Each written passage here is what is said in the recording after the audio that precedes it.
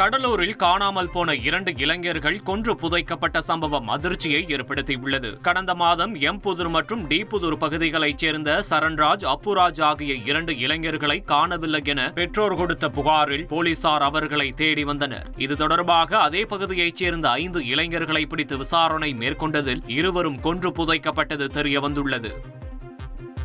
கடலூர் மாவட்டம் நெய்வேலி அருகே மணல்மேட்டில் 2 சடலங்கள் மீட்கப்பட்ட விவகாரத்தில் இருவரின் நண்பரான பால்ராஜ் என்பவரை போலீசார் கைது செய்துள்ளனர். வாக்குவாதத்தில் இருவரையும் இரும்பு கம்பியால் தாக்கி கொலை செய்த பால்ராஜ் பள்ளத்தில் தள்ளி மண்ணை கொட்டி மறைத்ததாக போலீசார் தெரிவித்துள்ளனர்.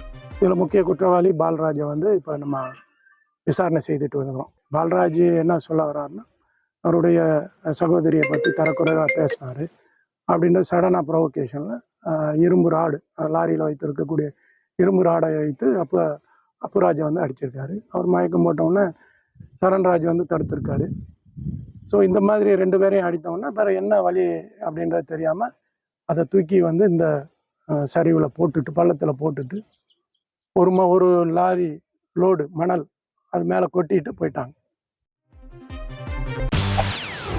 செய்திகளை உடனுக்குடன் தெரிந்து கொள்ள உடனே சப்ஸ்கிரைப் பண்ணுங்க.